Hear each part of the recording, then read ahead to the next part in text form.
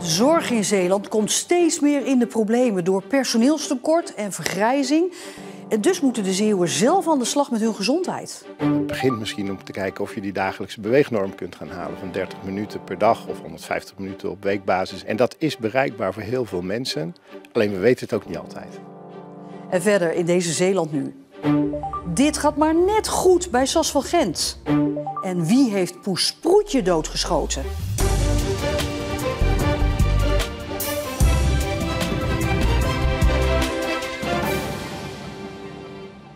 Goedenavond.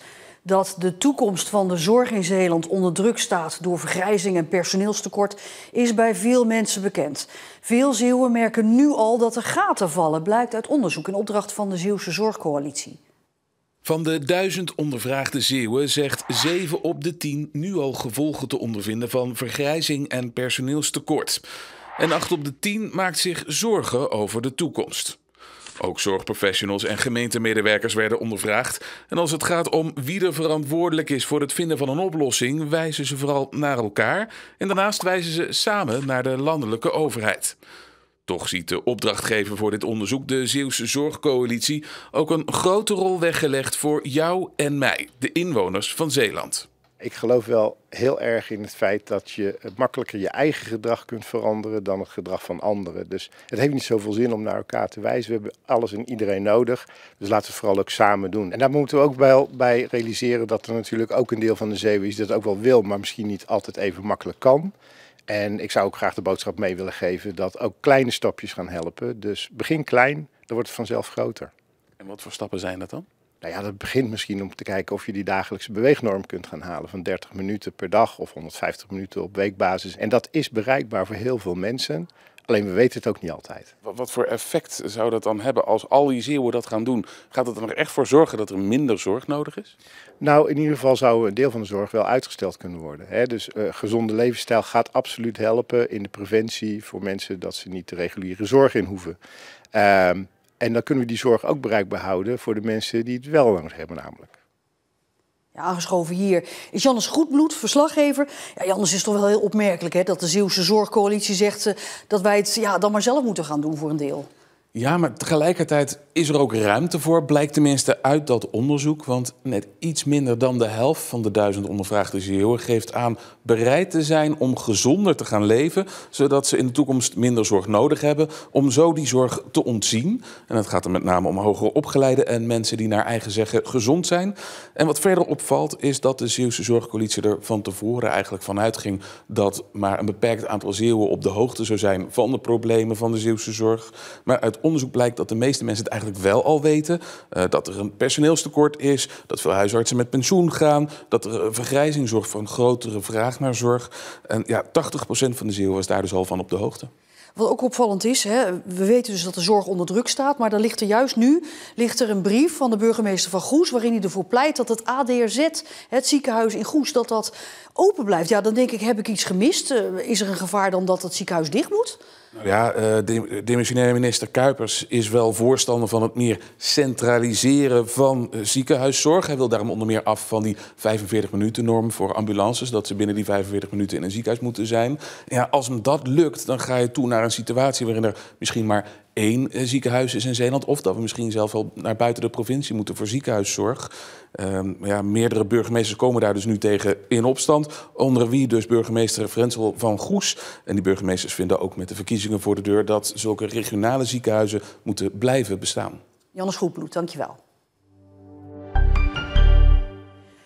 Dit gaat maar net goed bij deze brug bij Sas van Gent, want door een fout draait de brug dicht, terwijl er nog een schip doorheen vaart. En daardoor wordt het schip bijna geramd. Rijkswaterstaat heeft in een reactie gezegd dat er een intern onderzoek komt. Een aantal jaar geleden besloot Rijkswaterstaat de meeste bruggen in Zeeland, zoals deze in Sas van Gent, op afstand te gaan bedienen, omdat dat efficiënter zou zijn. De Zeeuwse kunstenaar Marinus Boezem, hier op archiefbeeld, heeft zojuist in Veren van de commissaris van de Koning Han Polman de commissarispenning gekregen. Boezem krijgt de penning vanwege zijn baanbrekende werk voor de kunst in zowel Nederland als het buitenland, waarmee hij dan tegelijk ook Zeeland op de kaart zette. Wie er een commissarispenning krijgt, dat bepaalt Han Polman zelf. Eerder ging de penning naar onder andere Bluff. Voetballer Daan Klomp uit Wissekerke is in Canada speler van het jaar geworden. Klomp is centrale verdediger voor Cavalry FC uit Alberta en maakte dit seizoen al 4 doelpunten en 1 assist. De verdediger komt sinds 2021 uit voor Cavalry FC. De ploeg is in de race voor het kampioenschap.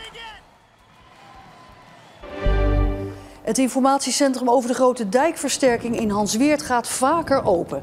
In plaats van 2 dagen per week overdag kun je er straks ook om de week op donderdagavond terecht. En daardoor kunnen mensen die overdag werken er ook gaan kijken. De dijk bij Hansweert wordt flink breder, ook flink hoger en steviger. En dat heeft grote gevolgen voor Hansweert. Een dode poes zorgt voor onrust in Oud-Vossemeer. Sproetje, want zo heette de poes, werd begin oktober doodgeschoten. Maar de dader is nog altijd niet gepakt. En daarom looft het baasje een beloning uit.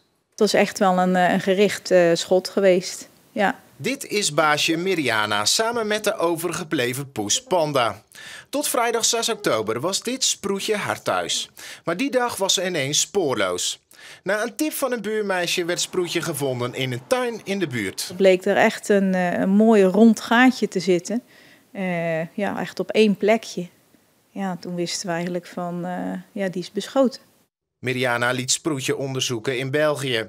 Uit autopsie bleek dat de kat om het leven was gekomen door een kogel van een luchtbuks. Daarop deed ze aangifte bij de politie. Daar kun je gewoon niet bij.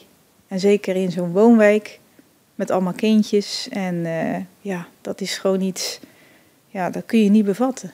Buurbewoners zijn geschokt omdat mogelijk iemand hier uit de omgeving dit op zijn geweten heeft. Ook zijn ze bang dat hun eigen kat of hond het volgende slachtoffer is. Als iemand zoiets doet in zo'n kinderrijke buurt, als zo'n kindje trampoline springt en zo iemand mist en die denkt klaarblijkelijk ook niet verder na, want dat kan natuurlijk heel goed.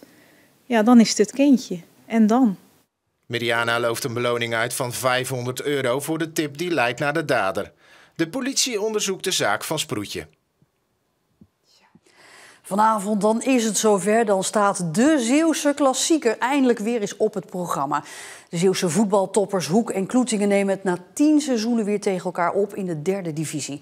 Om 8 uur is de aftrap, maar verslaggever Tom Druppers die is nu al voor ons op Sportpark De Noek in Hoek. Ja, Tom, waarom is dit nu eigenlijk de Zeeuwse klassieker? Ja, Ariane, goedemiddag inderdaad vanaf Sportpark De Noek. Nou ja, die toch wel eervolle benaming, de Zeeuwse klassieker, heeft eigenlijk alles te maken met het verleden. Hoek en Kloetingen, dat zijn van oudsher toch wel de 2 meest succesvolle clubs van Zeeland. Maar ja, de derby die stond een aantal jaar niet op het programma. Dat had te maken met het feit dat Kloetingen in sportief verval raakte, degradeerde, zat dus niet bij Hoek in de competitie. Maar afgelopen seizoen werd Kloetingen kampioen van de 4e divisie. En op dit moment spelen ze dus in de 3e divisie bij Hoek. Vanavond staat die wedstrijd op het programma. En in het verleden zorgden die wedstrijden altijd voor ja, mooie derbies op hoog niveau. Maar dan ging het de afgelopen weken, hè, je zou bijna zeggen, ook hier al over veiligheidsmaatregelen om deze wedstrijd goed te laten verlopen. Ja, inderdaad. Veel veiligheidsmaatregelen vanavond. Dat heeft te maken met de angst ja, dat er toch ongeregeldheden zijn vanavond. In het verleden was dat een aantal keer het geval. Toen de laatste keer dat er hier in Hoek gespeeld werd tegen Kloetingen, dat is dus alweer 10 jaar geleden. Ja, toen vlogen na afloop de glazen in het rond. En ja, in de tijd dat de wedstrijd niet gespeeld is de rivaliteit er dus niet minder op geworden gezien de maatregelen vanavond. Daarnaast heeft Hoek het afgelopen jaar ook veel te maken gehad met problemen op supportersgebied. Het ging uit bij Rijnvogels in Katwijk vorig jaar fout. Toen waren er vechtpartijen. En thuis tegen Heerenveen, de betaald voetbalclub, werd ook de confrontatie gezocht. En dat is iets wat ze koste wat kost willen komen vanavond tegen Kloetingen. Een sfeeractie gisteravond voor de spelers van Kloetingen bij de laatste training voor de derby tegen Hoek. De supporters pakten flink uit en hopelijk is alles afgestoken. Want vanavond is vuurwerk één van de dingen die verboden is. Dan gaan we gigantisch streng op controleren. Dat is ook natuurlijk vanuit de KNVB ten strengste verboden. De wedstrijd is door de Voetbalbond bestempeld als risicowedstrijd. Het strikt handhaven van het vuurwerkverbod is één van de vele maatregelen. Bij Kloetingen hebben we afgesproken dat ze de avond hier naartoe komen. Die gaan in een apart uitvak. En direct na de wedstrijd gaan ze de bus terug in en gaan ze richting Kloetingen. Verplicht met de bus, dat zien veel Beverlandse voetbalfans niet zitten. Van de 500 kaarten zijn er maar 150 verkocht. Je merkt gewoon dat er toch wel wat mensen afhaken. Zeker ook een wat oudere categorie die altijd iedere week langs het veld staan. Voor hun wordt het ook gewoon moeilijker om het op deze manier te doen. In het verleden is het wel eens een keer misgegaan toen wij de derby speelden tussen Hoek en Kloetingen. Zowel hier als ook in Kloetingen. En dat willen wij gewoon proberen te voorkomen. Het had natuurlijk denk ik het voetbalfeestje van Zeeland moeten worden morgenavond. Maar helaas wordt het een minder groot feestje dan van tevoren iedereen gehoopt heeft. De wedstrijd Hoek-Kloetingen die is vanavond om 7 uur live te volgen. Vanaf 7 uur live te volgen via Omroep Zeeland Radio. Het was vandaag opnieuw grijs en regenachtig bij een temperatuur van 12 graden. En ja, je zou zeggen, dus je jas aan, lekker naar buiten voor allerlei buitenactiviteiten. En ook komend weekend krijgen we veel regenbuien, zondag misschien zelfs met een klap onweer. En we gaan ook met regen de volgende week in. En ja, het is bijna zover. Halloween, de feestdag waar je denkt aan spinnen, spoken en pompoenen. En die laatste die zijn voor de versiering, maar ook om te eten. Bij de pompoenenwinkel van Menno van der Zweep in Geersdijk is het al weken druk. Hij verkoopt beide soorten pompoenen. Heel veel komen voor de aankleding, voor de sierpompoenen. Maar eetpompoen is ook echt in trek geweest de laatste 10 jaar. En mensen hebben het echt ontdekt en komen ook gewoon heel veel voor de eetbare pompoenen. Maar pas op welke soort je koopt, want als je de verkeerde pompoen eet, kun je daar heel ziek van worden. Niet alle sierpompoenen zijn eetbaar.